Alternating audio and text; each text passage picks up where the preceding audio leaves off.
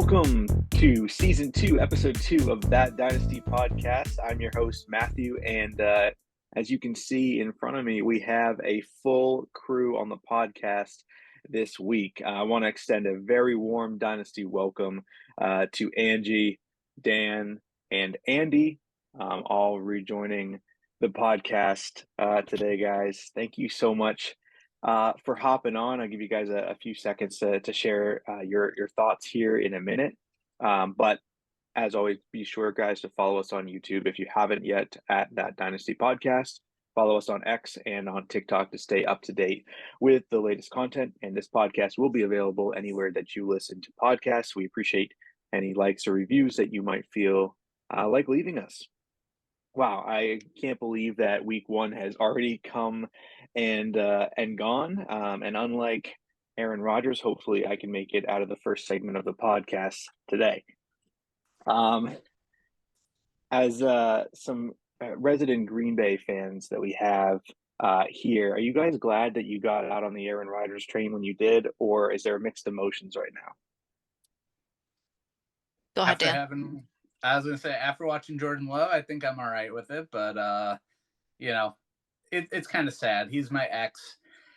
I described to other people before the injury happened how, I don't want to see him do well, but I still enjoy watching him. He's a really good quarterback, and we watched him for a lot of years. So a little bittersweet, but sucks we lost a draft pick over it. That's 75 I would agree with seconds Dan. of the Jets' lives. I also think that we won't know what could have been, in the comparison between Love and Rodgers. We won't know if Rodgers would have taken the Jets all the way. We won't know anything like that to compare it to. And we'll always have Jets fans saying, well, if Rodgers had just not torn his Achilles, it would have been a whole lot different. And we won't really know what that would be, what that story would have looked like. So there's that. And I would have liked to see that. But I mean, if he's going to tear his Achilles, then I'm glad he didn't do it on our team. No. That's true. Although in that second scenario, if he's still on your team, you still have Jordan Love and you still have a draft pick at that point. Well, the Jets would still have their draft pick. So I guess it's comes with the territory. But what about you, Andy? Was that the wildest thing? Were you watching the game when it happened? Yeah, I was watching the game. I thought, man, they maybe the NFL really is scripted, because that was, not hilarious. You hate to see people go down, but that was not expected. All of the hype, all of the buildup. For that, it was kind of sad. I was also a little bit bummed because obviously Garrett Wilson on my team, I was really hoping he'd get a good quarterback this year and he would just blow up. But I also have Zach Wilson. And so now I have another option at quarterback if I have to. So that's true. That's always thinking about the positive there, Andy. I like that. That's good thinking. I think the best part about the whole scenario for me as an innocent bystander was just how nonchalant Rodgers was when he got hurt. I didn't even realize that he was hurt. He just sat back down after standing up, and he wasn't, the most calm Achilles tear I've ever seen. He wasn't grasping, grimacing in pain, really. It just looked tough as nails. So I was definitely surprised. I thought it was going to be an ankle, maybe an ankle fracture or something like that, based on the way he was reacting. So I was kind of crazy that it wasn't. But then on top of that, the fact that every single, I don't want to say every single, but it was DraftKings and a couple other places boosted Aaron Rodgers' total yards for the game. And it was the easiest boosted bet. And it was 0.5 total yards was his line for the day. And that he didn't even hit his 0.5 total yards, which is supposed to be the easiest clip in the world. So that part of it was pretty amusing to me. But someone told me today that they went out and refunded everybody who was in on that parlay. So that's nice of them. Any other week one reactions, guys, that kind of stand out to you? A lot of injuries, I feel. Man. That just, just as a general theme. Dobbins. A lot of players a lot of players poop the bed, and but we'll cover that later. Yeah, I saw a stat today, and it was something like only 2% of NFL games are injury free, which is like an insane stat, but it totally makes sense. Like every single game, someone's getting hurt, and on the fantasy side, we often only really see or pay attention to the offensive injuries. But obviously there's defensive injuries every game too. So that stat makes a little bit more sense. But yeah, the J.K. Dobbins, rest in peace. That would have been a 3-touchdown game for him. I'm sure of it. Like that was, there's no way he's coming back from this, right? He could. He's so young. Is he though? How old is he? 24. That's maybe? it? I feel like he's been around and injured forever. I mean, he started when he was like 21, I think. Oh. Yeah, that probably makes sense if he came right out of college as a junior. Yeah, 24. This is his second Achilles, or was it the first time it was Achilles and then what is it? ACL. Wasn't it ACL? Yeah. Yeah. I wish him the best, but I'll be honest, like I know I've seen Cam Akers try to recover from an Achilles, Deonta Foreman try to recover from an Achilles and just not be the same. I went out in most of the leagues I have Dobbins, I just dropped him. Most of the dynasty leagues. I'm not even gonna take up my IR spot with him at this point because his road to recovery is gonna be years before he's fantasy liable, if ever. So I was like, you know what? Not even gonna deal with it. Someone else can have that headache. I don't care if they want to clog up their rosters with them. Just gonna free myself of the trouble. You just described like half the drafts I did this year between Dobbins, Foreman, and Akers. So, thanks.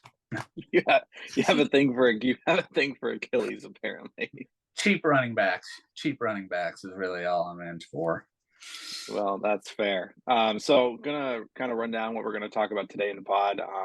Should be a good episode. We're going to go over some league updates. We're going to break down Big Daddy Joe's fire sale. We're going to go over mostly some flops this week. I'm not going to do our full bops or flops segment. We'll talk about our weekly MVPs, do some predictions of this upcoming week's matchup. We're going to talk about our breakout player of the week predictions, and then I am bringing back our power rankings as well. So I'm going to take us through the league updates. We actually had quite a few name changes over the last couple of weeks. And I think Darius just posted today that there's only one person left who has yet to change his name from last year, and that is Andy. So thank you, Andy, for not like taking that criticism that he put out there or that comment and immediately acting upon that, because I would have had to change all my screenshots again. Like your lousy brother Mike did there, Dan, right before I started recording. I literally had all these screenshots ready to go. The whole doc was typed up with the Love Boat incident. And then he went out and changed his name. And it's not even a good name, if we're being honest. No. Not great. Would have been timely a couple days ago. Yes, this is true. Mike, we do love you still. Keep working on it. The Love Boat incident was great. So anyways, we'll start with him. He switched his name just literally an hour before we started recording this from the Love Boat incident to Kadarius All Hands Team. Isaiah changed his name from Rihanna Can Spit on Me to Anti-Vax plus Anti-Achilles. Obviously very timely. Dan changed his name from Dan's Flopping Cunts to Antonio Brown's Pants Party. And I changed from Goni Like the Wind to Hardy Boys. Not a ton of waivers that I felt were really worth talking about for this week. So I'm not going to highlight any of those. But we did have Big Daddy Joe deciding to pull the trigger on 3 big, well, mostly, I think most of them were, you guys say most of them were big trades this week? Notable. In totality, I felt like it was a big week for him. I texted him and I said, "So you finally decided that you weren't gonna really win the championship this year?" And he's like, "Yeah, I kind of wish I had sold Dobbins a week ago." So, got out with that Achilles injury, and he honestly almost beat Seeding Power. We'll get into that in a minute, but let's kind of break down these trades one by one. Let's start. Let's go ahead and start with the first one here. Let me just share my screen because I'm going to be putting this up here. All right. The first trade was Isaiah receiving Joe Mixon in return for sending his 2024 first and his 2025 second round pick. I'll talk about values and then I'll turn it over to you guys to hear your thoughts. I like to just kind of reference along with my own feelings about it, just have some independent fantasy platforms kind of view trade chips for Dynasty. They have a 2024 top 6 first round pick valued at about 38, whatever their metric is. And so I said, well, let's just say worst case scenario, what's the best that this pick will probably be? Let's just say it's a top 6 pick. It could potentially be worse than that. His first round pick value would be 38. His 2025 second round value would be between 8 and 14. So that basically puts a total value on the picks at around 50 on this value chart. And then according to the same value chart, Mixon is valued at about 30. So basically sending 50 for 30. So it seems like it is a bit of an overpay to send those picks to receive Joe Mixon for a win now team trying to put their team over the edge like Isaiah is. Picking up Mixon, sometimes that could be worth it if you're betting on yourself to have a late first round pick. What do you guys think? I'll start with Angie. Well, I like to look at what the original draft pick was, and it looks like he got him at the 2.1. So to trade him away and get a first round that could potentially, well, it could be equal, maybe. And then a second round also. I mean, obviously he wins there because I don't think Mixon's going to get necessarily any better. He's 27. You know, he scored 240 points last year, 285 the year before. If it were me, I would guess he's in for like 200 this year. So I think, obviously trading him away, I think it was a good move for him. Yeah, I definitely think that selling high when you can, especially if you don't have a chance to compete this year, makes a lot of sense. Are you in agreement with that, Andy, as well? Yep. What about you, Dan? Any contrary thoughts on this trade? It's pretty straightforward. You know, I look at if he's going to go all in kind of for this year, which he's got a fairly competitive team. I think it's an overpay, but you know, if that running back helps him get into the playoffs, I mean, he's got Najee, he's got, you know, other than that, he's got McKinnon, CH, Akers, who I know we've discussed already, Hubbard, Brian Robinson, and Pacheco. I mean, I'm not high on Pacheco. I know some people are. Brian Robinson probably still going to be part of a platoon. I mean, to get a bell cow running back still, yeah, it's an overpay. The value isn't there. I was probably a little bit more down on it to start, but you know what? If that's what gets him in the playoffs, go for it. Yeah. Yeah. Once you get in, maybe that pays off. Maybe he gets a piece of the pot. So it's not even about, I mean, it looks awful after week 1, but it's not even just a bell cow. It's a bell cow on what should be a very good offense as well. Yeah. So, like, you know, it's not like Cam Akers where he's giving 22 opportunities and gets like, you know, 30 yards. 30 yards. Yeah, literally it's like 2 yards per carry. It's awful. Yeah. So that's the first move, stocking up. Second move was with Trevor picking up. Trevor traded for Allen Robinson, a little A-Rob action. Jacoby Myers after a phenomenal week 1 for him, which we'll touch base on in a little bit. In return for a 2025 second round pick and a third round in 2024, which is in fact Big Daddy Joe's third round pick. So he's getting his own pick back, and that's going to be an early third round pick. So essentially a late second round pick. What do we think? I don't think we need to spend a ton of time on this, but value wise, I think Myers is clearly the most valuable piece in this trade. Looks like, this site here has him listed at like 16 for on the value chart. A 2025 second round pick is between 8 and 14. A 2024 third is about 8. So basically giving up around between 16 and 20 points in value to receive Myers at 16 value and A-Rob at 2. So, I mean, it seems like perhaps a pretty even trade, although I would say Robinson and the third kind of are a wash, and it's basically Myers for a second. I think that's pretty fair. I don't hate it. I don't really love it. I wouldn't probably have done it myself, but I'll start with you on this one, Dan. I love this trade for Trevor. It gives him a little bit of flex depth. He went from having a ton of picks in this past draft to kind of going all in through a lot of his trades. I really think this was a good trade for him. Giving up the picks, I mean, maybe there'll be something, but I would have been all over his side there. Andy, do you lean one way or the other on this? I I don't lean one way or another. I think I would have maybe done it if I was either one. I really like the way that Trevor's team is shaping up this year a lot more than last year.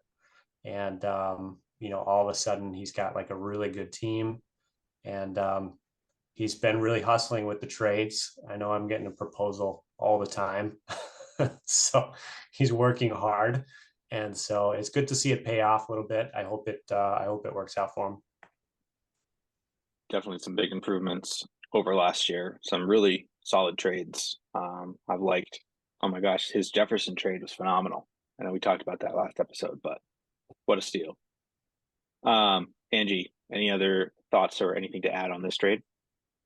I was kind of talking about this earlier with Dan and Mike, and we were talking about how Trevor all of a sudden seems to have kind of thrown his hat in the ring this year as a contender. And good for him, because I feel like he did it kind of quietly. Like he came up behind. Like last year, he was kind of, like more towards the middle or bottom, like with me. Like I feel like, I mean, not as bad as me, but like down there. And this year, all of a sudden, like he went from kind of a, just an okay squad, and now he's got like this killer team. And I don't know if it will be enough to like put him to the very end. Like he might have to do a little bit more work, but it was good on his end getting Allen Robinson. I mean, because he's also got Deontay Johnson, who's going to be out for at least, I think, 4 games, they said. So, I mean, he took care of that situation like immediately. I'm not a big Brandon Cooks person, and he's got him in as his flex right now, and I'm not sure like how that's going to go. But I think he could use some more depth in his bench, but otherwise I feel like he's set up pretty well for this year. Like good for him. Definitely. We didn't really touch on it last podcast, but over the off season, that was like one of the trades we kind of skipped through. Is Dan traded me Brandon Cooks for a third and a fourth, I think, and then I flipped him for a second to Trevor. So I was pretty happy with that trade. And now he's getting a startable asset in his flex, and I didn't need it for the amount of like wide receivers I had, so it worked out for both of us in that sense. Okay, so that's brings us to the final trade, which I was a part of. I said, well, if he's selling, and I know I'm a buyer, so let's see what he has to offer. And because of Trevor selling me his second for like we just talked about, Brandon Cooks, I felt like I had an extra piece to work with a little bit to try and put some chips in for this year before someone else did. I really liked Dalton Schultz prior to him signing in Houston and in a tight end premium league. I really didn't hate the opportunity to pick him up. He's still relatively young, and I think if he can grow to be the veteran presence that CJ Stroud trusts in Houston, could end up being someone that's startable. I don't think he'll ever be a top 5 tight end, but I think he's someone who could be startable. And then Mike Williams, who really has been underrated, but can provide that boomer bust flex option and really provides me a little bit more depth on the back end of my roster here. So according to the trade value chart, Mike Williams is valued at 26. We have Schultz valued at 13, so that gives me a side of 39. The 2 seconds are going to be valued around 17 and 14, respectively. If they're high seconds, and if they're low seconds, it could be more than that, but I'll just say it's a high second in case everything falls off the wagon for me. That looks like to be about 32 in value. So 39, 32, relatively fair trade, and helps out a rebuilding team. What do you guys think about this one? I will start with Andy this time. Sure. Any thoughts on this trade? Not any strong feelings one way or another. I would probably just reference the different trade calculators and see how close we were. If it were me, it's fine. I'm not like a huge Dalton Schultz fan, but I think I picked him up 1 year and I paid way too much for him. So that's probably why I got a little bit of recency bias. I don't mind the trade though. Angie, what about you? I don't really like it for anybody, but if I had to pick, I would take the 2 seconds and Hooper, to be honest. I'm not big on Dalton Schultz anymore. I liked him at first, but now he's on, the Texans. He's got a new quarterback, and I just feel like his value kind of went down. I don't know if he was injured or what last year. I honestly don't remember, but he definitely didn't get as many points last year, and I'm just kind of out on him. And then Mike Williams, like, I don't know. He's just kind of middle of the road for me. So I just feel like you guys kind of just threw each other middle of the road crap. Sorry. No, that's fair. That's fair. Do you feel the same way, Dan? Poop. Do you feel the same way, Dan, in that regards, or do you lean one way or the other? No, I was a little mad because I actually wanted to. I was trying to trade for Mike Williams at the moment when the trade went through. So this was on HBO, I could respond to you properly, but unfortunately, no. I don't. I think it works well for both teams. You're not going to build if you're rebuilding. Mike Williams and Dalton Schultz don't do you a whole lot of good. Austin Hooper doesn't either, but he's a warm body at least, and you get the 2 picks. I think it makes sense for both teams, but yeah, I think if I had to pick, Mike Williams is a serviceable flex, I would probably go on that side. For sure, and my doors are always open if you want to pick him up. I mean, if you're having you're obviously competing this year, right? I definitely would like to compete this year. So, I mean, that definitely gives you some depth, as opposed to like somebody like I was just saying about Trevor, who could probably use more depth on his bench in case something happens. So, I mean, I can see why you did it. I'm just not high on the guys, but like for a win now team, I do get it. Yeah, and it's tough because I already had Chris Godwin on the bench. I think I had a couple other tight ends. I don't feel like I'm going to need to start these guys in case unless it's an emergency, but never really would hurt. So appreciate that insight there, guys. So next we're going to actually go and I'll just go back through last week's matchups, talk about our predictions and what the results of that were. Just high level this really quick. Joe got 100% of his picks correct. He went 6-0 on the predictions last week. I went 4-2, and we'll get to one of these in a second. But it was definitely a phenomenal first week for him with predictions. So kudos to Joe. Wish he was here so I could tell him in person. But he's picking right up where Isaiah left off, kicking my butt in predictions from the start.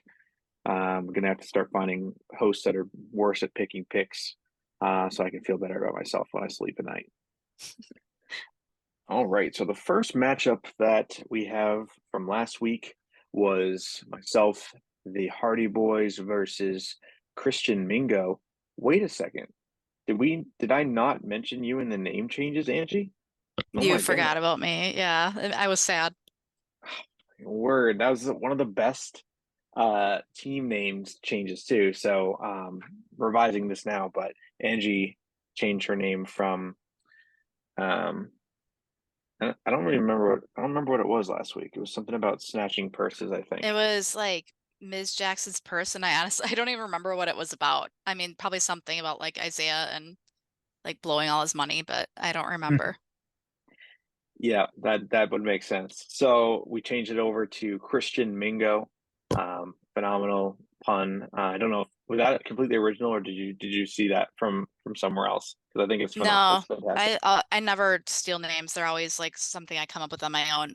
And I just thought Christian Watson, I have him, and then Mingo, obviously. So it just popped into my head. It's a great combo. Phenomenal. Um, Actually, so yeah, I take that back because I just saw the look on Dan's face. I have stolen names from Dan, but he made them up, so Oh, somebody made them up. fair enough. okay. All right. They're locally grown, free range, organic.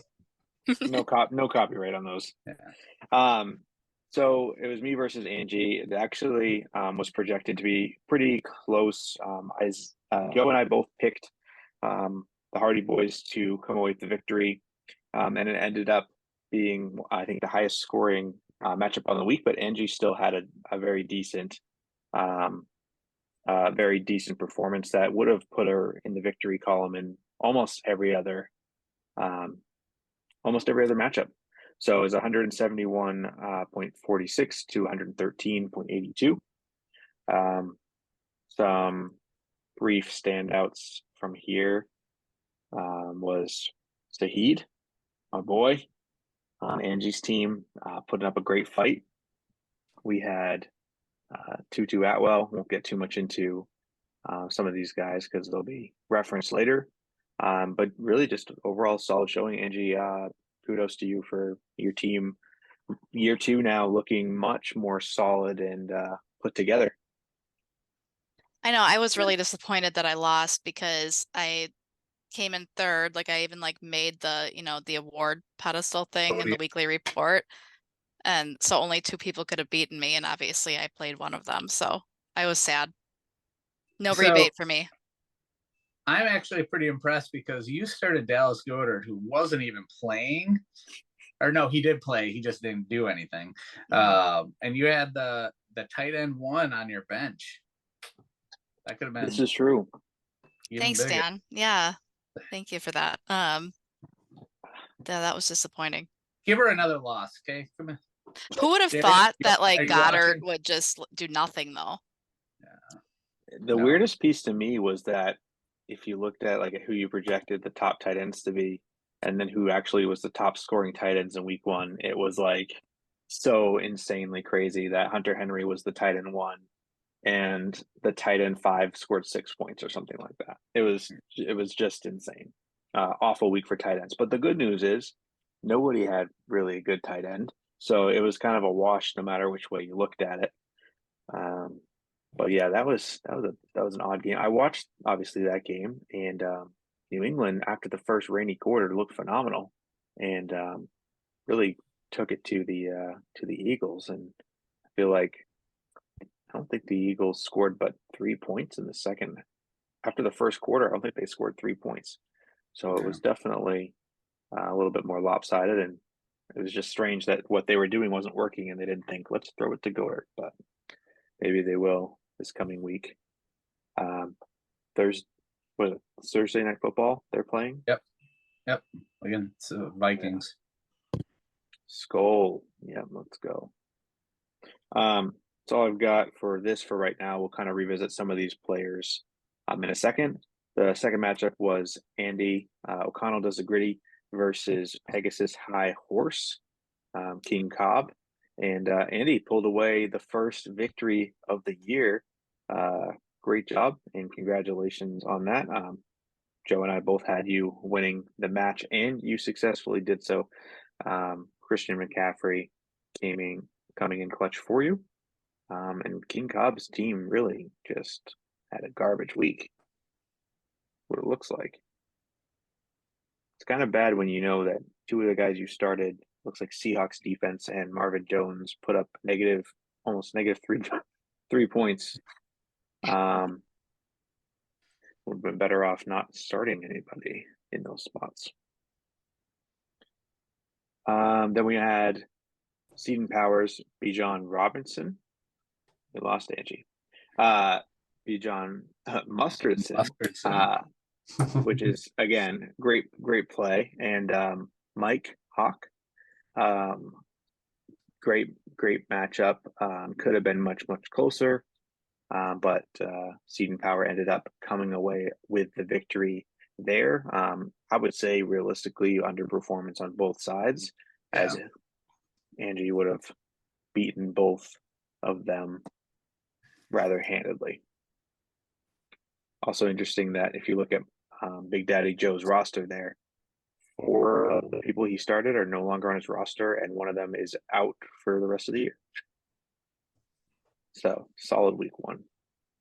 He didn't lose that many points though. No, Williams, Mixon, Dobbins. It was much closer than it could have been, and one start sit decision away from a victory, as we'll talk about later. Another matchup here, we had Mike, the Love Boat Incident, rest in peace, going up against Darius. Dude, where's my RB? I also had the same question when I looked at the points he put up at the running back position this week. Kind of a sad. I think just scoring in general was just so down this week. It was so strange. He had 2 guys that put up a monster week that carried him to victory there. But honestly, like, I didn't think that he was going to pull it out. I'm trying to remember why I thought that. It's just because the game was going so poorly for Diggs going into Monday night. I was like, I don't know if he's going to be able to do it. And Josh Allen putting up 7 points. If he hadn't thrown that late touchdown to Diggs, it would have been a victory for Mike in his first week. So Mike's team looks to be pretty competitive this year, and when he's not intentionally trying to tank. Then we got Isaiah versus Terrell. We have anti-vax and anti-Achilles versus shut up and take my money, which is exactly what they were both trying to do. 88-58. Isaiah took that one. We both had Isaiah. Joe and I both predicted that Isaiah would win that matchup, and we did. Oh, let me go back actually and revisit this because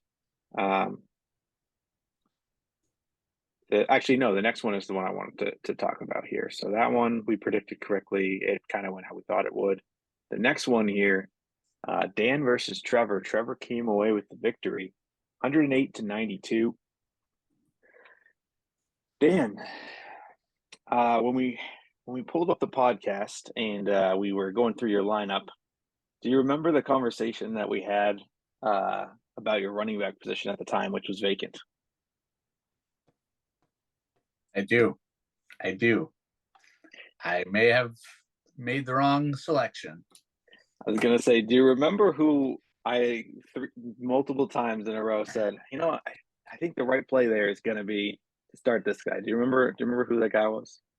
I can't remember. I think it was Ty Spears, if I'm correct. You were telling me Jordan Mason was definitely who you would put in the lineup. All right, if you're listening to this now and you didn't watch last week, go back and watch last week's episode. So, fun fact, last year in the playoffs in a different league, I had Algier on my bench. I was projected to win big. I only had 1 loss all year. I wound up having a couple guys. I forget who it was on the Chargers defense that did really well all season, and then he decided to get himself ejected. So I missed some points there, but I left Algier on my taxi on accident. I meant to move him to my starting lineup. The guy I started in the flex wound up getting me nothing. I lost. Season over. So now this is 2 games in a row where Algier should have been started, and I would have won. Yep. Way to wreck with a bench MVP category here. Well, Thanks a lot. we didn't really need to get into spoiling that yet, but it was definitely funny because I was going back and I had to re-listen to the podcast to write down who we picked because I hadn't tracked the second half of our picks from the last episode. And as I went in, I was watching back at that part. I'm like, in the moment, being like, oh, he's got Algier on the bench. That's actually probably going to be a pretty decent play. Yeah, if I was him, I'd start Algier at this spot. And I was like, oh my word, I can't believe that I actually said that. I totally forgot that was even a thing. But I needed to see how that went. I didn't think you'd go off for 24. Everyone thought that was going to be kind of a split there. So you were right. I was wrong.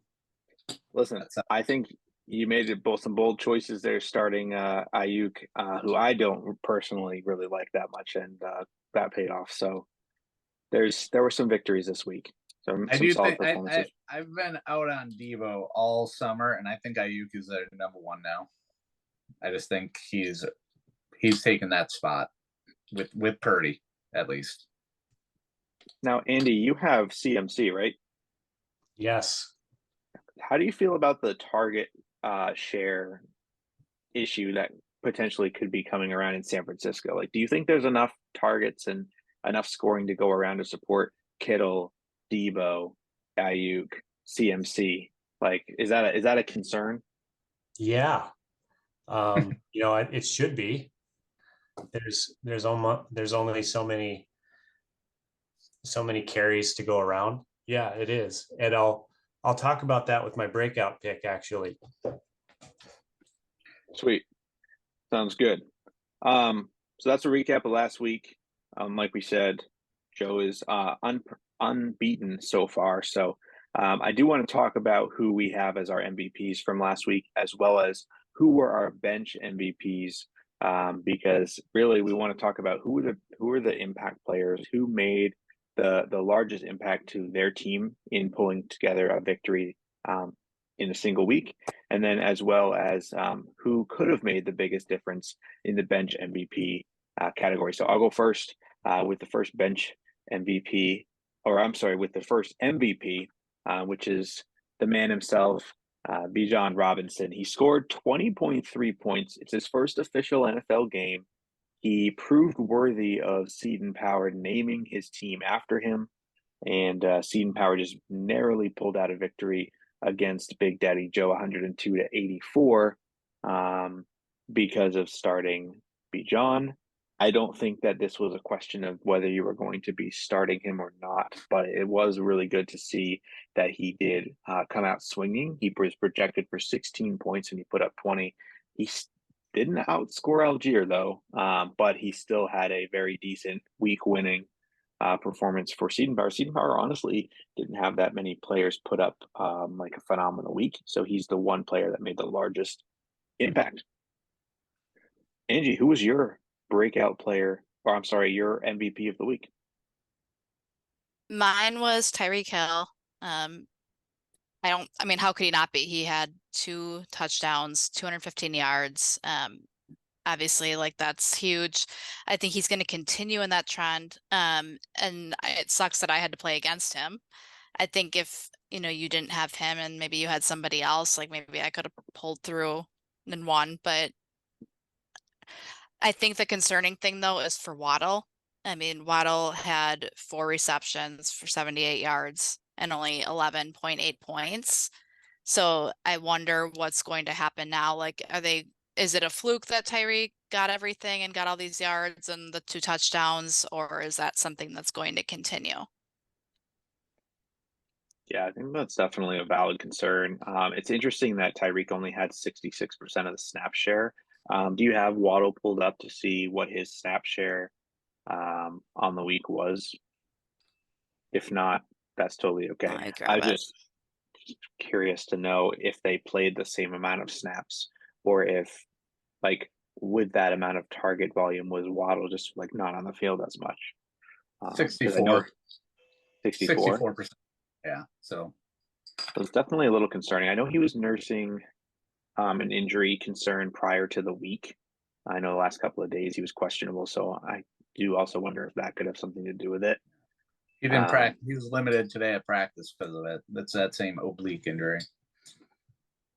Yeah, but I think that's pretty valid concern. And Tyreek was, if I remember correctly, the wide receiver 3 last year.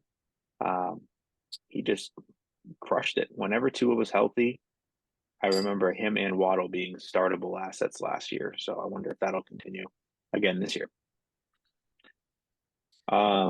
Joe had Stephon Diggs as his MVP of the week.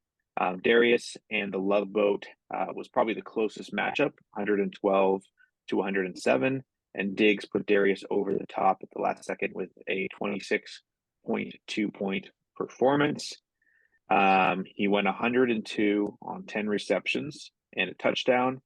He was targeted 13 times. Not a lot went right for Darius this week, but Stephon Diggs was one of those pieces that was just enough to pull the victory. But it wasn't just Stephon Diggs. There was one other piece as well, and I think that is your MVP, Dan, if I'm not mistaken. Literally, I mean, that matchup was over between those two, and the Cowboys defense just literally threw Darius on their backs and carried him back into that match. And then Diggs and Allen put him over the top, but like they were projected to score 9 points. They scored 38. Like if your defense quadruples the amount of points they're supposed to score, like you're gonna have a bad week. So yeah, 40-0. The Giants just beat the crap out of the Cowboys just beat the crap out of the Giants, and it's tough, 33-point advantage at one low scoring position is huge, So in a week when not a whole lot went right in the other positions that you would expect them to. Yeah. That was like the one bright side there, and it was just a dominating performance. Mm-hmm. They're gonna go up against Zach Wilson and the Jets this week. Like, come on, they're gonna probably have another great week if I'm guessing. So, yeah. All right, so now let's talk about the bench MVPs, the players that could have made the impact had which been made. Well, we'll have to get there eventually. We'll start with me and Joe actually both picked the same person, which was Jacoby Myers. So Jacoby Myers actually put up 29.1 points. He had 10 targets, 9 receptions for 81 yards and 2 touchdowns before leaving the game questionable towards the end. He got a little banged up on at the end of the third quarter, beginning of the fourth quarter. If Big Daddy Joe had started him over DeAndre Swift, he would have snuck out the victory over Seton Power, who ended up winning 102 to 84. So it was such a low scoring matchup that just simply starting Jacoby Myers would have taken him all the way to a victory. And that's the bench MVP for us. Also former Patriot, so shout out Jacoby Myers. Should have paid you instead of Juju. Angie, who is your bench MVP? Okay, so the one I actually chose, I didn't realize until literally just now that I actually did start him. I had picked Tutu Atwell. I feel like a lot of people in this world of fantasy did not start Tutu Atwell, but my team being what it is in this league, that I did start him. But he did have 6 receptions for 119 yards. He completed 75% of his targets, and I was comparing him to Puka Nacua. I don't know how to pronounce his last name.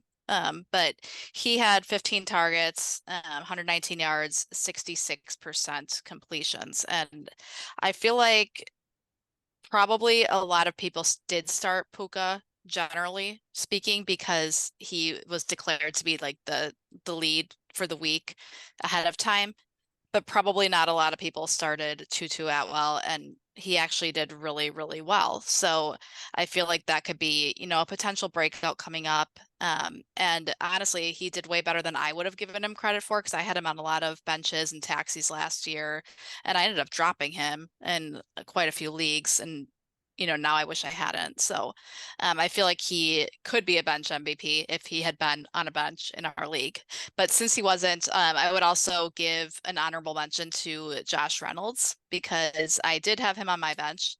And I had him on a lot of benches in many leagues, and he did really well. He's clearly the number 2 right now while we are, waiting for Jamison Williams to come back. He got 12 points, 4 receptions, 80 yards. I mean, that's completely serviceable for someone like him. I wouldn't have won either way, but he's still a bench MVP for me. You got hit with the Tyreek bomb. If you survive the Tyreek bomb, I mean, it's an accomplishment in itself. But kudos to you for starting Tutu Atwell, because I definitely last year dumped him in every league. I didn't think he was even capable of having a 100-yard game, to be honest with you. He looks so bad last year. And I was thinking in my head that if Robert Woods couldn't even be targeted when Cooper Kupp is there, then why would they look at Tutu Atwell, who I felt like was way less talented? So proved us wrong. When there's no other options, I guess they really could pull through. Well, the other thing about Tutu is, if you look at his stats, he's 5'9" and 165 pounds. Like, he's literally only like 20 pounds more than me. So like, I would not give somebody like credit for their capabilities when they're that little. And I know like a lot of guys can and everything, but that was part of the reason I started dismissing him in a lot of leagues. That's totally 165. I'm taking his lunch money. I mean, that's just not fair. So, no, that's a good call out. Either way, so that brings us to Dan. Who's your bench MVP, Dan? Do we have to? As we referenced already, I made the mistake starting Zach Charbonnet when I had Tyler Algier on the bench.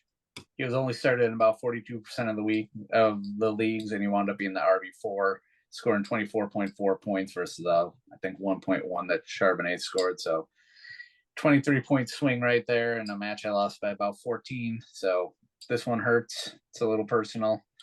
But yeah, I mean, I think he wound up 75 yards, 2 touchdowns rushing, another 3 receptions for 19 yards passing. So like involved in the entire offense. What was it? He had 3 times as many targets as Drake London did. Yep. Yeah, 3 more catches than T. Higgins, Drake London, Dallas Goedert, all these guys combined. So it was a rough week for a lot of those guys. It's true. So why start all those guys when you can have Tyler Algier on your bench? Mm-hmm. Yeah. All right. So that concludes our wrap-ups of week 1, and I think it's time to look ahead at week 2. I'm excited for this week. We got some great matchups on paper this week. Angie, you're gonna take us through our week 2 matchups here. Okay. Do you have screenshots? I sure do. Oh, they're there. Okay. Okay, so first we have Matthew, and who's King Cobb? Do we just know him as King Cobb? Is that it? But I don't remember what his real name is. He said it a couple times. I know Stephen Power's name is Steven, but I don't remember what his name is. Yeah, I don't remember his. So whatever, we'll just call him King. But you're coming off of a win, and he is coming from a loss. And you have Tyreek Hill again. And I'm gonna give this one to you personally. That's Dan? fair. Yeah, I think this one's actually gonna be a little bit closer than the projections. But Buster, I really like some of the things you've done with your team. Some of the guys that you have going on right now. I mean, I just think that your players are going to have a better week. And I mean, they're projected to outscore them, but I just the way you guys have it set up right now, I give the win to you. Cool. Appreciate that. Andy, I saw you already kind of wrote yours down here. What's any differing thoughts on that?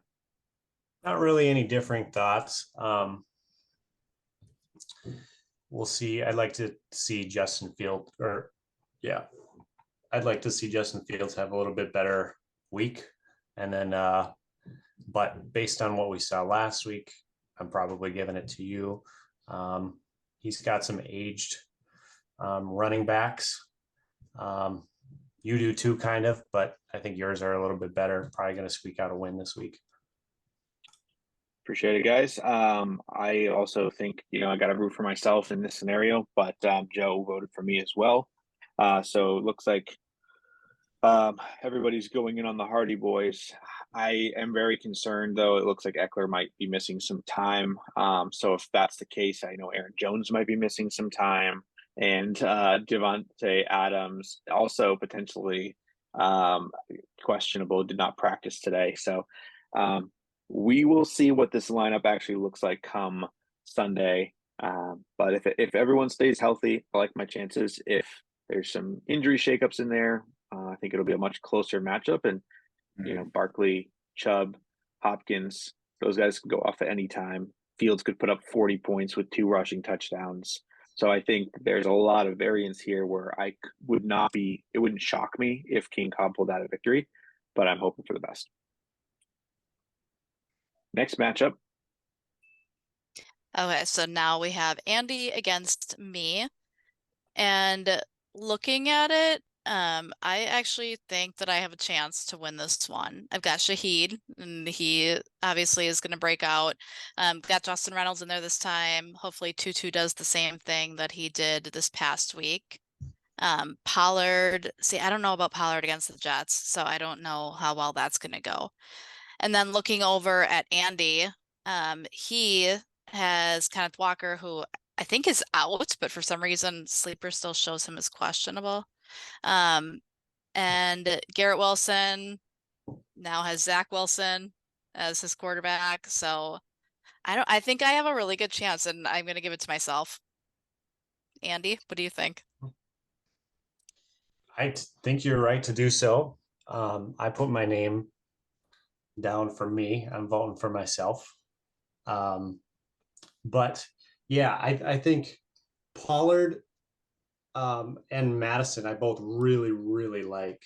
I just don't like their matchups. I don't know how the Vikings are going to do on a Thursday after kind of a lackluster performance last week.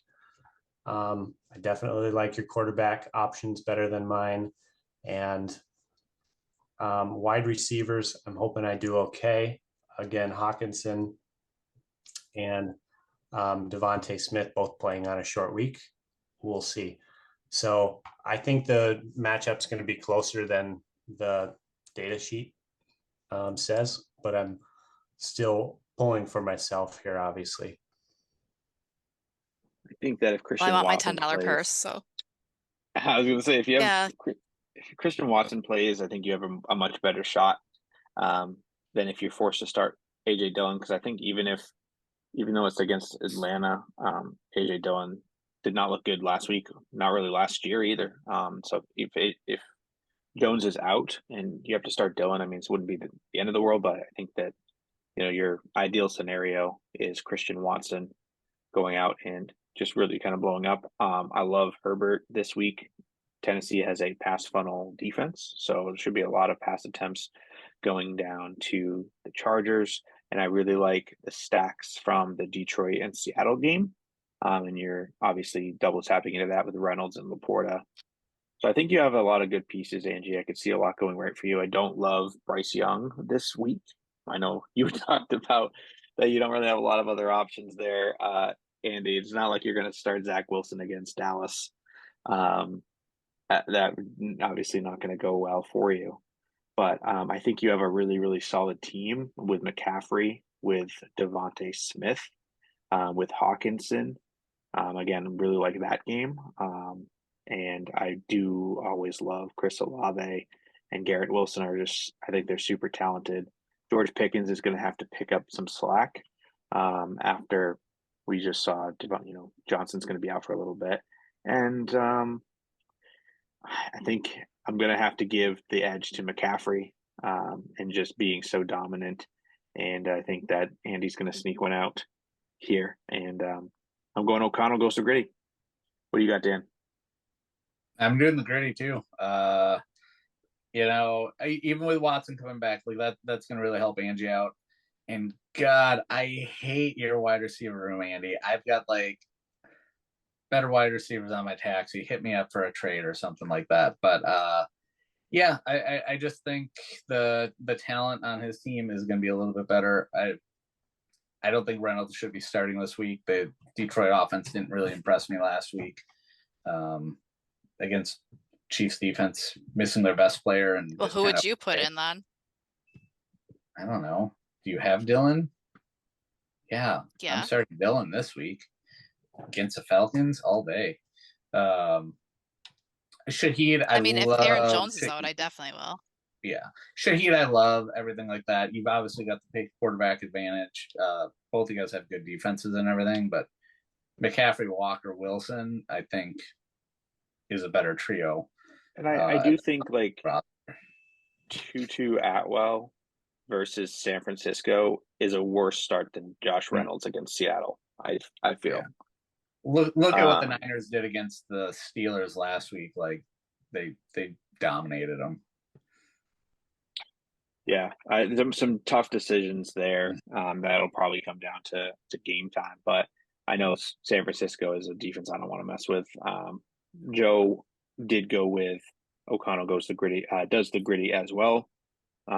So you have some ability to create some separation with an awesome comeback win here compared to the projections. Let's go on to the next one. All right, so we have the Love Boat incident coming off a loss against Big Daddy Joe. Who the hell also the Love Boat coming incident? off a loss? Yeah, the Love Boat incident. Are you dead naming his team? Are you dead naming Mike? The Love Boat incident? That's his who's team the Love name. Boat incident? No, it's not. Mike. Kadarius All Hands team, you mean? Oh, the screenshot says the Love Boat incident. What are the production values? Did he really change his name? Did I miss that? I must have not been listening. Like, I didn't even know he changed his name. We covered that. I know, and I was listening. I just didn't realize who did it. To be fair, sorry, Mike, if you're watching this. I'm sorry. Yeah, you're right. Here it is. Okay. All right. Well, Kadarius All Hands team is coming off a loss, and so is Mike Hawk. So somebody's going to get their first win, and I think that it's going to be Mike. He's got Mahomes. I mean, Chase, like I feel like the Bengals are going to come back and do better this week. Breece Hall was looking really good this past week. And Addison like got more targets than I would have thought he would get. So I'm going to go Mike on this one. What do you think, Andy? Is that Mike as in Mike Hawk or Mike Sullivan? I'm sorry, Mike Sullivan. So Kadarius All Hands.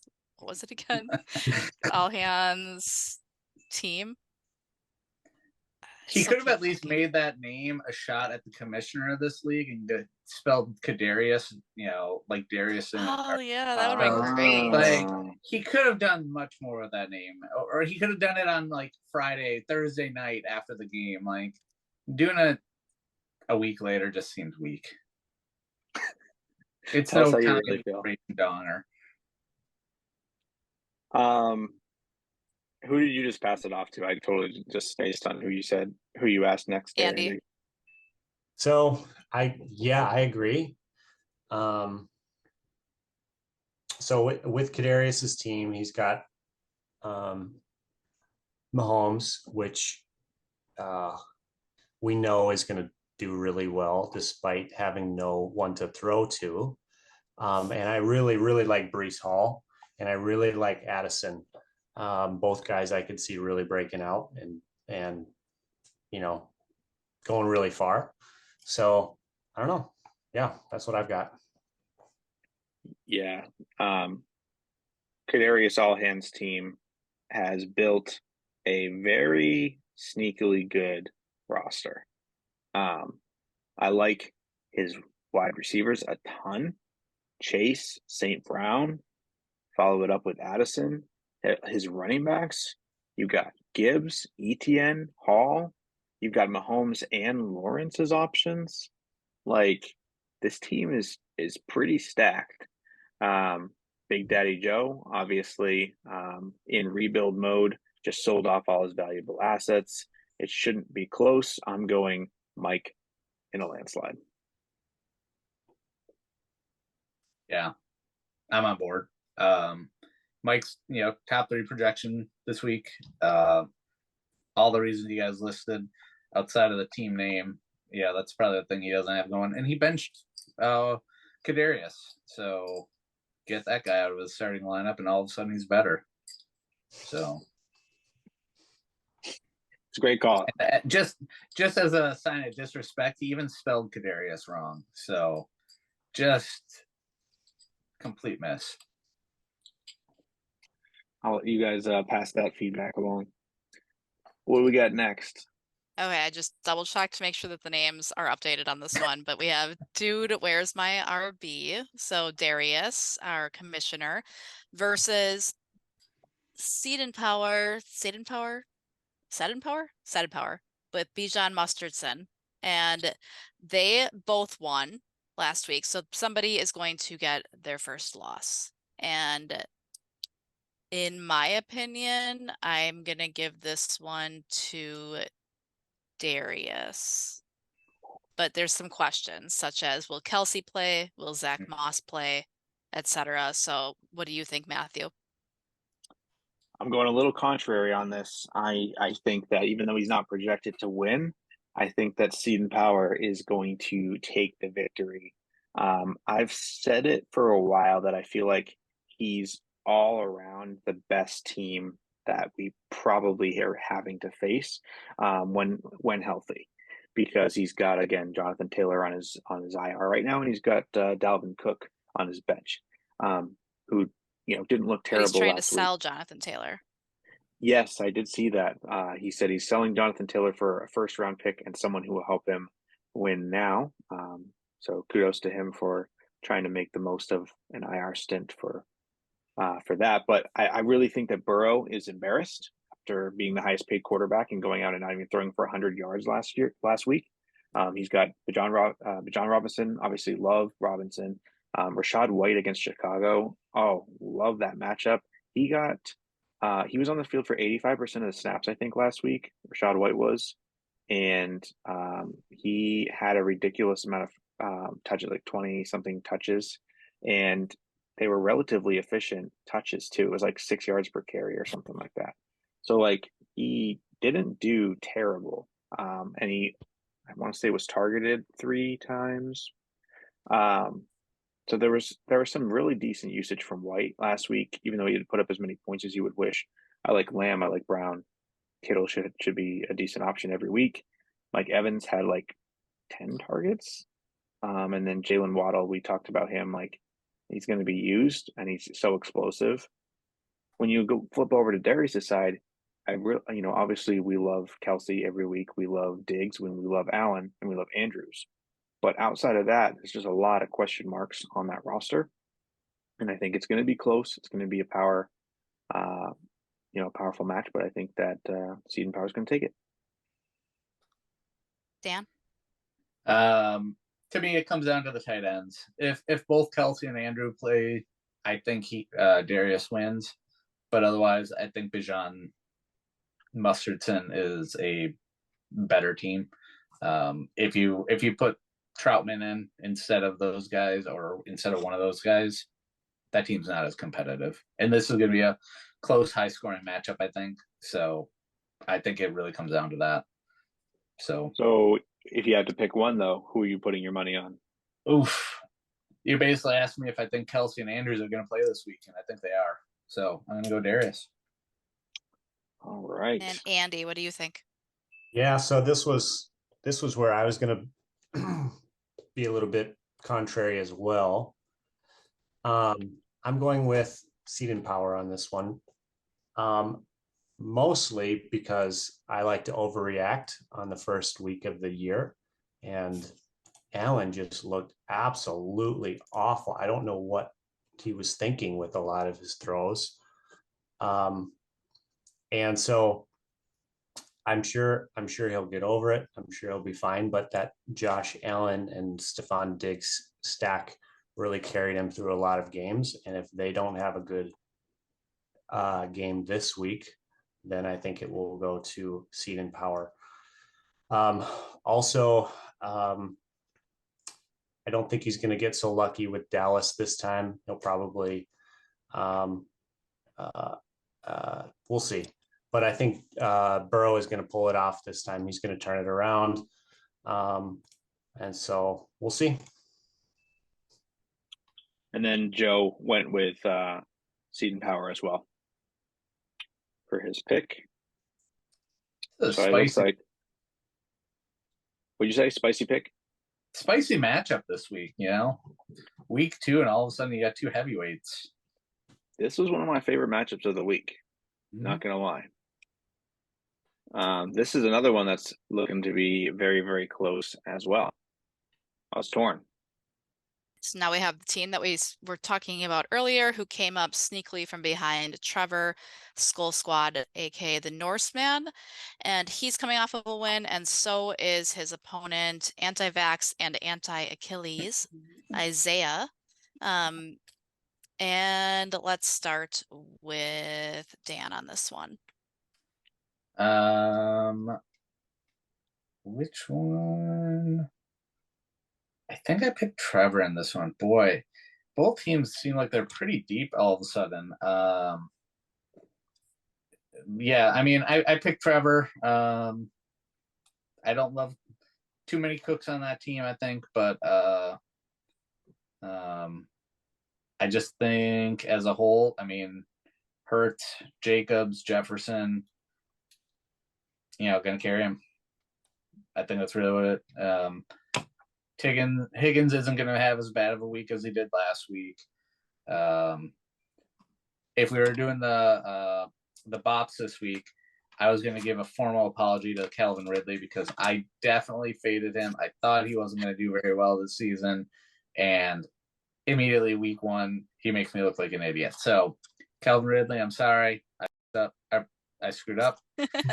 And I truly owe you an apology. So I don't think he's going to have as good of a game. I think he's going to come back down to earth. Judy, I'm not sure if he's going to do as well. So give me Trevor.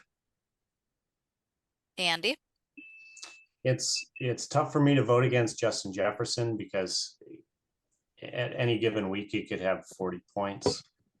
And that seems like it's happening every other week for him, or at least it did last year. And Hurts against Minnesota, I think he's going to have a good game as well. So for that reason, I'm going with Trevor. Fair enough. And what do you think, Matthew? So I will say that Joe went with Trevor as well in this one. I'm going to be, I obviously don't know what you're going to do yet, Angie, but I'm actually leaning Isaiah's side on this one. And it's only because again, with what Dan just said, Ridley is a beast. We just were talking about how Joe Burrow is going to come off of being embarrassed. T. Higgins had 0 catches. It's going to be a game that's hopefully in better weather, although it does say it's projected to rain, so who knows. But I think that's going to result in T. Higgins having a decent game. And I think Joe Mixon will have more scoring opportunities. It'll be a divisional matchup. I love Richardson's matchup against Houston. I think he's going to destroy them on the ground. And then Metcalf is going to be great. Ingram, that should be a shootout versus Kansas City. So then when I kind of go down the line and you look at Ridley versus James Cook or Judy versus Brandon Cooks, he's got too many cooks in the kitchen. That would be a great team name. Just throwing that out there right now. I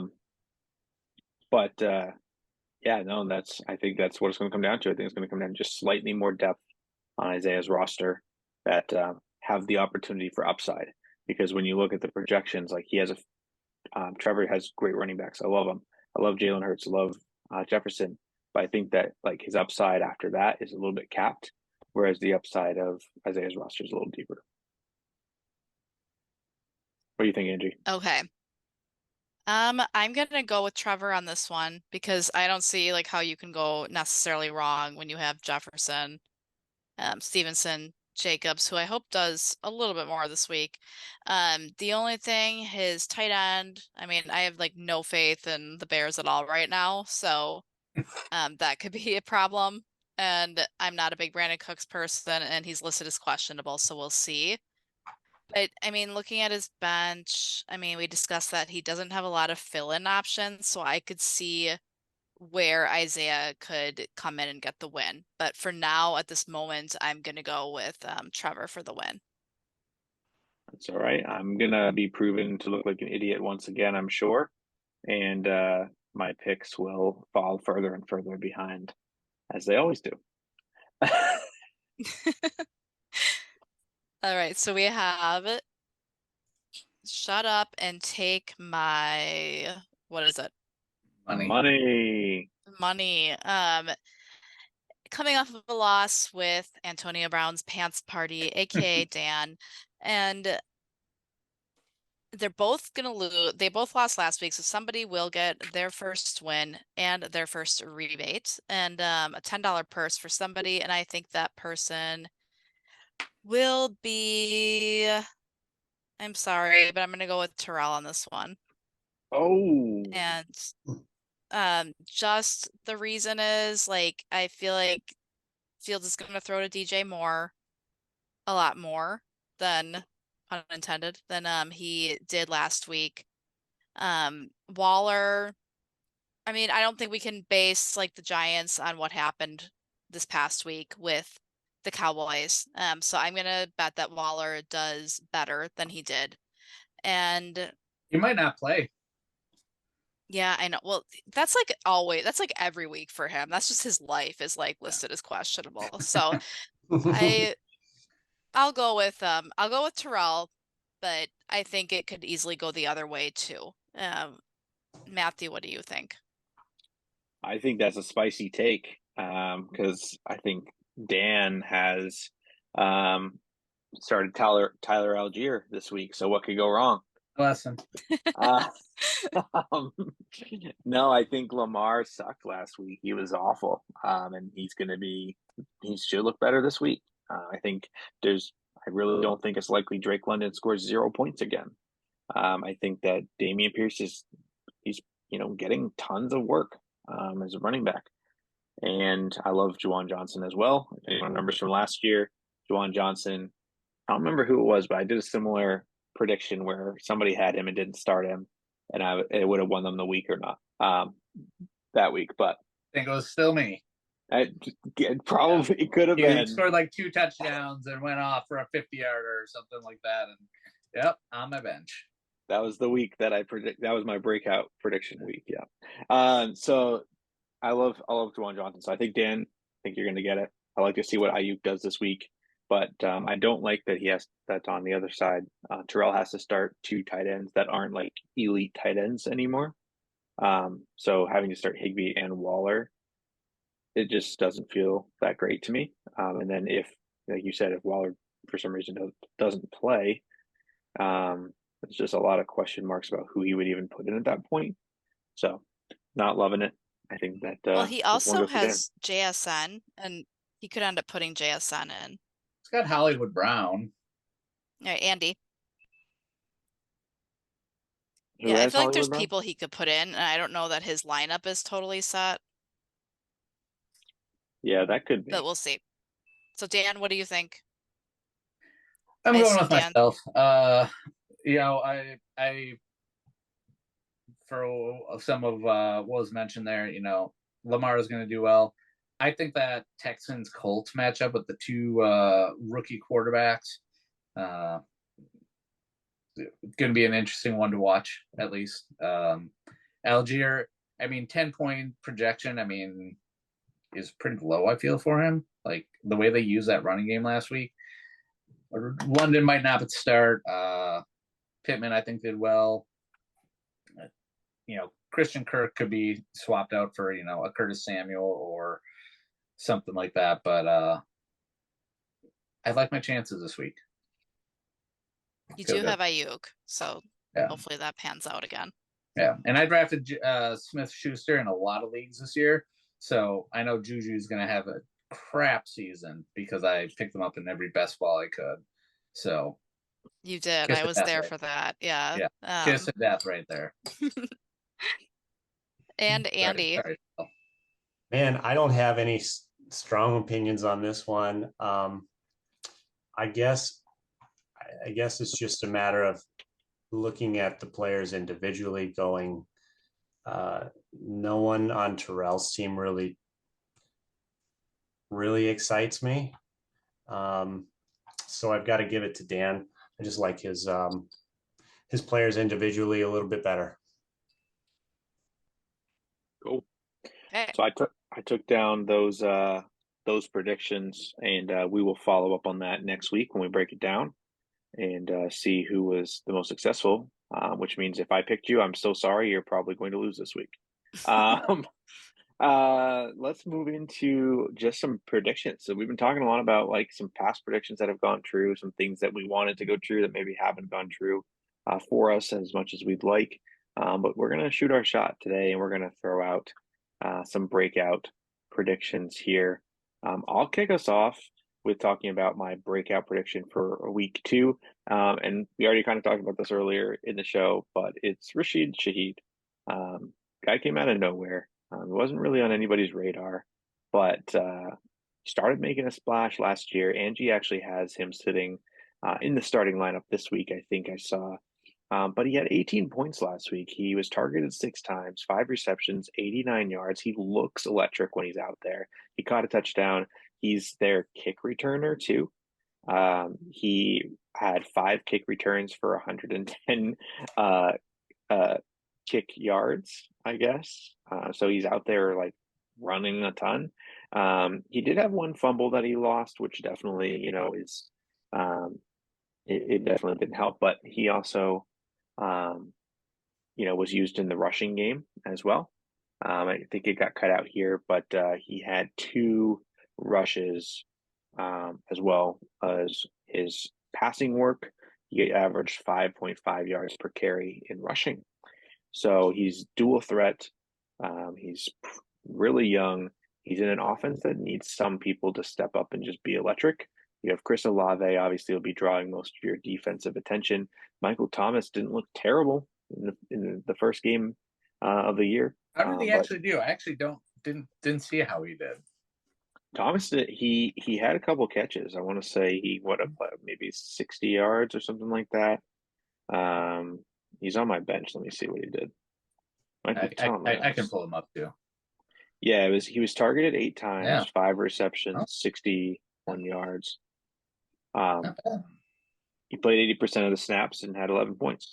So I think that Shaheed fits well as that third receiving option that can also be kind of used in the jet sweeps and used in the rushing thing. So my prediction, Rashid Shaheed, love him as a cheap option in DFS as well.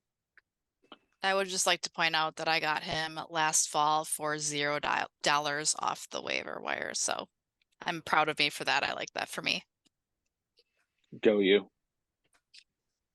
Andy, who is your breakout prediction for this week? This is going to sound a little like people are going to be like, why? What do you mean, Andy? Like, obviously, but talk to us. Yeah.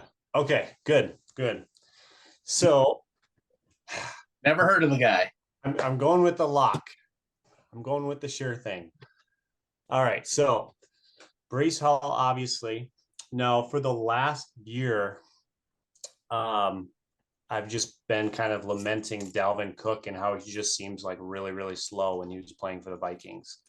And every time Madison would get the ball, he was just a lot faster. And I thought, just make Madison QB1, and Madison will do everything that Cook could do, but just a little bit better, at least. And now we see Cook on the Jets as QB1. I think he got 50% of the snaps, 13 carries or something like that, and just really had a miserable performance for all the opportunity. I think the Jets are going to smarten up and they're going to drop him down to running back 2 or 3, and Bryce Hall is going to see a lot more carries, which for me makes him the breakout for this week. And it looks like Mike got him with pick 2.9 during our startup. So I think that seems like a pretty good deal. Traded That for was that a pick. steal. Did you traded for that pick, or he traded for that pick? He traded up to get him. Or I think I may have actually drafted him, and then we traded for him. I have so many regrets about my strategy in the startup that we could do an entire episode on that sometime. But it's, it hasn't resulted in terrible performance so far. Good call with Breece Hall, and that rhymed. So let's move on. Angie, talk to us. All right, so my breakout is Romeo Doubs. I think that when you look at his performance last week, like last year, he didn't do a whole lot last year, it felt like. But this year, first game, he had 5 targets, 4 receptions, 26 yards only, but 2 touchdowns. And so I think when you look at that, I think he's going to be a big part of their offense with or without Christian Watson. I think that we're going to have Christian Watson taking, the longer passes, and we're going to have Doubs getting in there for those smaller, third down type end zone touchdowns. And he could sneakily end up being somebody who is more profitable fantasy wise than Watson. So I am predicting him for a breakout this year and maybe even this week. What do you and Matthew, what do you think of that? Yeah, I like Dobbs. I think that especially where like Jordan Love is brand new to this offense, in the sense of playing every day, and who is he going to trust in the game situations, right? He's already proven he'll throw the touchdowns to Dobbs. That's a really good sign week 1. I think he hasn't shown, like, he hasn't played with Christian Watson yet. We don't know what that chemistry is going to look like with Christian Watson.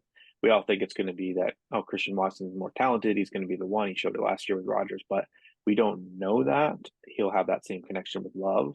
And to see Dobbs in week 1 already getting 2 touchdowns is good to know. But I do wonder if his ceiling will be kind of like Hunter Henry's was last year with the Patriots, where he was targeted, but it was only 2 or 3 times a game in the red zone only. And so he never got a lot of yards. It was touchdown or bust. So I do have those concerns to say, okay, is Romeo Doubs going to be a touchdown or bust? And then time will only tell with that. But I think, seeing how he plays with Watson, I could definitely buy into Doubs. I think he's a great steal. And does it show where he was drafted? Even if he ends up being touchdown dependent, it looks like Trevor got him in the 16th round, pick 6. So, you really can't beat that for what he's becoming a year later. So good for Trevor. I'm jealous. And, it's somebody he can always count on to maybe throw in as a flex for sure, no matter what happens, I think. Dan? But before we move on to that real quick, Angie, didn't you pick like Christian Watson in like the 6th or 7th round? So in theory, if you can get similar production to Christian Watson 10 rounds later, then it's a phenomenal steal. Yes, I would agree. And I picked him in the 5th round, 6th pick. So yeah, like obviously Trevor wins that like battle of Packers wide receivers if Doubs turns out to be the more lucrative receiver in the Packers. So as a Viking fan, does that really count as a win if you pick a successful Packer receiver? Like, aren't you kind of rooting against him? Maybe he'll be open to some trades. Were we going to go through thoughts on that, or were we just going to move right down to Dan's pick for breakout? Dan, do you have any additional thoughts on that? No, I think I interpreted breakout a little bit different than some of you guys here. So my guy hasn't done anything yet. So I picked Michael Wilson on the Arizona Cardinals. Like, I think the Josh Dobbs experiment, I'm fingers crossed that that doesn't last very long, and they put in my man Clayton Tune, who was a relative unknown in this podcast as of 2 weeks ago. But I think as a rookie, he gives them size and a presence that they don't really have on that team. And why not? Like, he's got as much of a rapport with Dobbs as anyone else, or Tune, whoever it is. But like, Tune played awful last week, negative points, I think, for fantasy. And I think Michael Wilson can step up and fill that role on that team. And, even if it's just, going from the 2 receptions that he had to up to about, 4 or 5 receptions, if he can get into that double digit kind of situation, like he's 6'2", which was bigger than most of the receivers drafted in this class. So I think he's got the size. I think he's got the position to be different than what the Cardinals have. And I think he's got a real good shot to break out this week and this year. Tyler Scott on the Bears, honorable mention. I think he's got a shot to be fantasy relevant by the end of the year.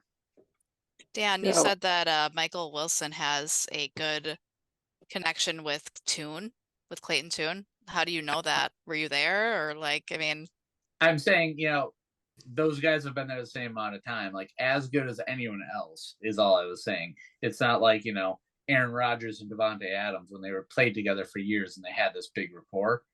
No one has a rapport with him. He's got as good as anyone else because they've only been there a couple months. Dobbs has been there, 2 weeks? So, like, none of the Cardinals have a established relationship. So it looks like you have Michael Wilson. So and maybe you're just manifesting this for yourself, but you took him. Absolutely. And Tune. So I'm hoping all of them pan out.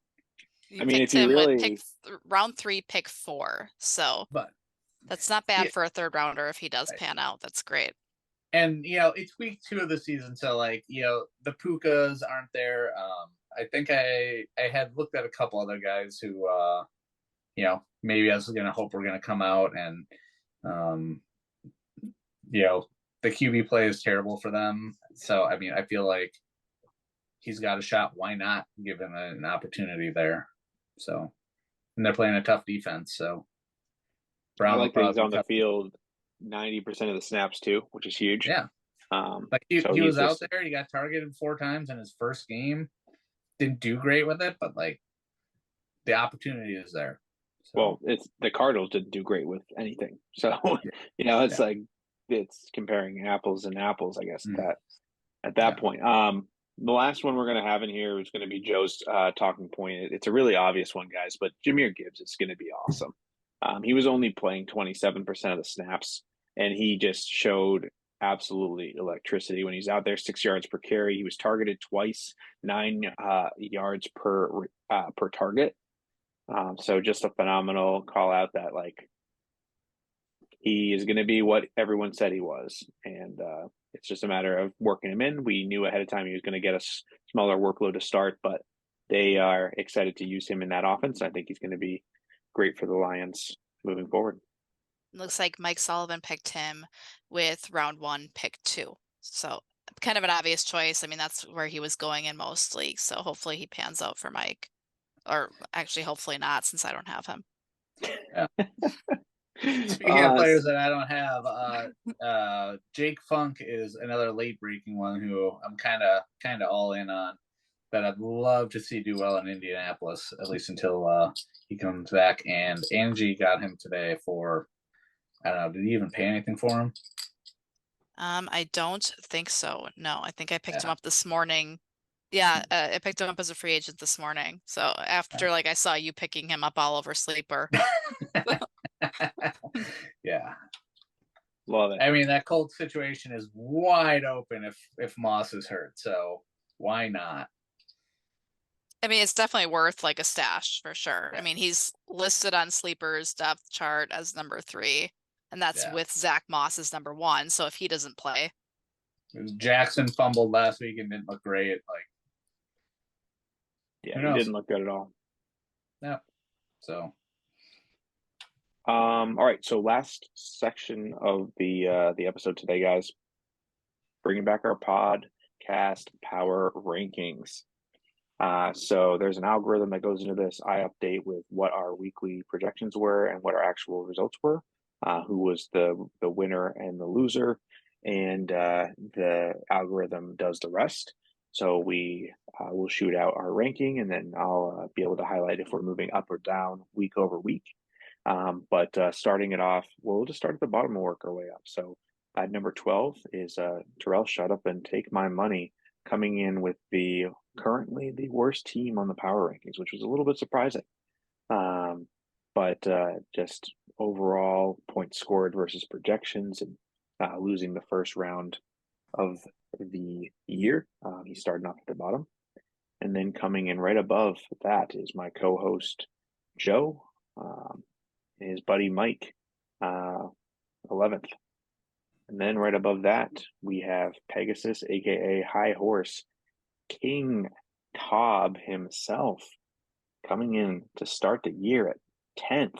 I think that Jonathan Taylor's injury had a lot to do with that, as well as just some overall low performance to start. And that first loss, I mean, that really hurts you. Then coming in at number 9, we have Dan and Antonio Brown's Pants Party. Then we have it at 8th. We have Christian Mingo. Angie, how does it feel to be moving up in the power rankings? You're in single digits. Pretty fabulous. Like I'm not even like I don't even have a double digit rank anymore. Like that's pretty great, right? Like I mean, I'm right there with sandwiched between Dan and his brother, so that's hot. Sounds like a great time to me. Then we have, speaking of his brother, we have Kadarius's all hands team. Rest in peace to the Love Boat at number 7. Then at number 6, we have Darius. Dude, where's my RB? He was a top 3 all last year, so number 6, I don't expect him to stay there for long. But obviously, low projections, low scoring the first week. It's going to be a lot of funkiness here for a little bit. Number 5, we have Isaiah starting the year off in the top 5, which is huge for him. Anti-vax and anti-Achilles. Number 4, we have Seed and Power, Bijan Mustardson, which is really surprising. I honestly thought it was going to be a top 2 team for sure. But then we have coming in at number 3, the Norseman, Trevor, all the way up at the top. How the tables have turned. Top 3, Trevor, congratulations on your power ranking right now. If I look at the points, though, between him and Seed and Power, it's very, very close. Seed and Power is ranked, he has 123.5, and Trevor's 123.8. So they're pretty much third and fourth, neck and neck. And then we have number 2, we got Andy all the way at number 2. O'Connell does the gritty. Great job, man. Congrats on number 2 so far this year. And I'm coming in at number 1 with the Hardy Boys, number 1 on the power ranking. Did help putting up 170 points in the first week. And Sleeper said I was the most efficient manager of the week, so that was nice. Nice to see. So that is that's all we've got for our weekly power rankings here, guys. And we'll be updating this on a weekly basis. Once again, want to just thank you for all hopping on and making the most of the podcast tonight, even though I couldn't have, Joe or Isaiah able to hop on, but we got, 25% of the league on. So this is great. And hopefully be able to have more of you guys, on, even if it's not every week, just to give your thoughts and predictions and opinions. Andy, you want to say any final words?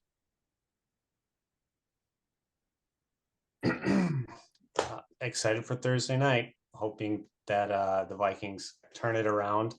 This is kind of make or break for the Vikings, I feel like. Pretty close to the rest of the fan base, and the word on the street is they're really just not very happy with management already on their second year. Kirk Cousins is just getting beat to heck behind his line, and they really didn't do anything to address it this year. So we'll see. We'll see how Thursday goes. Fingers crossed. Cool. Thanks, Andy. Angie, you got any final words? Anything you want to plug? My final thoughts are just that I think that Andy's having a really good year for him. Like he just got off a drool-worthy honeymoon that I followed on Facebook, and he's listed as number 2 in this league potentially, and he hangs off buildings for a living. So I think Basically, Andy's having Spider-Man. like a really good life right now. Thank you. Yeah, it has been good. Fingers crossed it continues, and I stay safe and stay married and stay number 2 and number 1. Well, I remember your now wife was a guest on the podcast unintentionally the last time that you were on here. So she's welcome back anytime. Okay, awesome. Dan, what about you? Not a whole lot. It is tin hat time. Number 1 and 2 in the rankings are the 2 guys hosting the show. That's suspicious. Yeah, are we ever going to see this algorithm that you're putting yourselves at the top of? Secret sauce, like the Krabby Patty secret formula. All right. No, other than that, no. Just excited for another year, everything like that. So, try to think. Yeah, no. Outside of some of the players who crapped the bed last week, got nothing else. So.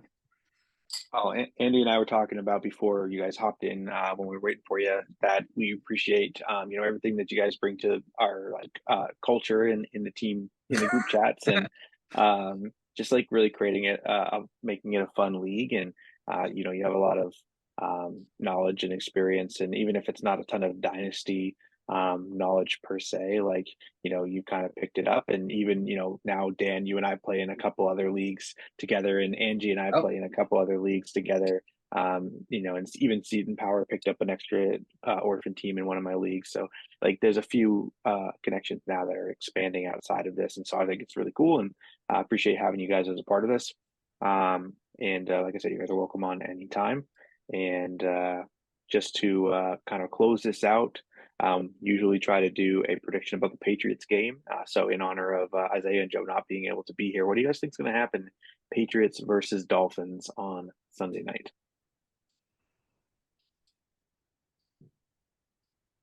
Gosh, that's a tough one. Yeah. I mean, I think Dolphins win, but I think you guys are close. Like your defense is really good and your offense is a lot improved, but boy, that Dolphins offense is tough to stop. If Hill's going, there's no one else as fast as him. Like, sorry, if Tua can throw it downfield to him, unless you got a guy playing safety way back or playing center field, I mean, it's tough. And I think the Dolphins' defense is all right, as good as your offense is. So, but I'd love to see you guys win. But I just think Dolphins are better. Yeah, I think I'm probably thinking the Dolphins are gonna clean slate with us, but I think we'll be able to keep it competitive with the defense. But I remember I went to the Patriots and Dolphins game. It was like the third from last game of the year last year, and Tyreek was hurt. Teddy Bridgewater was in, and then he got hurt, and so they threw in the beginning of that Skylar game. Thompson.